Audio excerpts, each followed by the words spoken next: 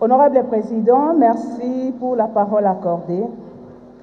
Honorable Président de l'Assemblée nationale, honorables députés et chers collègues, représentants légitimes du peuple congolais, j'interviens par motion d'information pour permettre à la représentation nationale d'être au parfum de la situation très inquiétante qui se passe dans la province du Sud-Ubangi, particulièrement dans les territoires de Boudjala.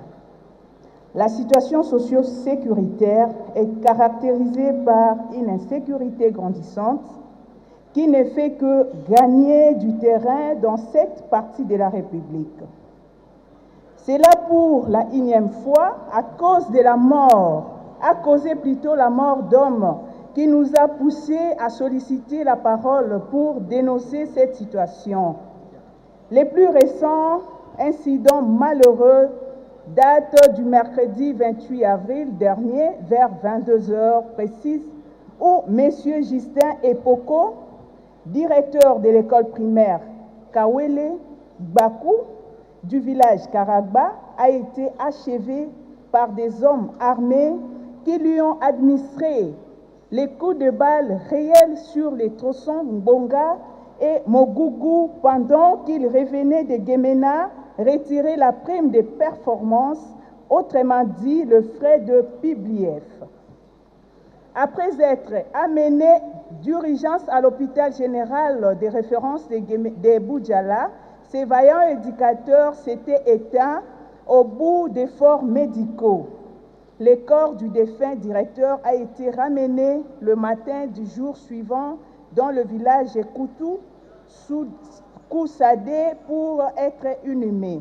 Pas plus tard qu'au début du même mois d'avril dernier, l'abbé Trésor Alphonse Mangbenza, curé de la paroisse Ndagé, a été braqué et tiré les coups de balle dans sa chambre.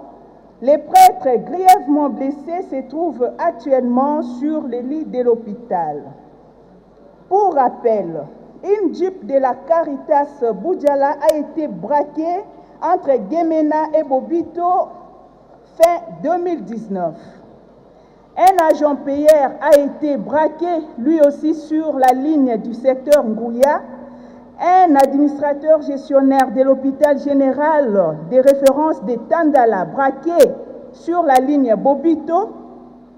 Tous ces cas et bien d'autres encore pendant l'année 2020 et récemment entre février et avril de l'année en cours, où un autre prêtre, en la personne de l'abbé Gustave Dembi, curé de la paroisse d'Akaya, attaqué la nuit dans sa chambre et grièvement blessé par des coups de balle.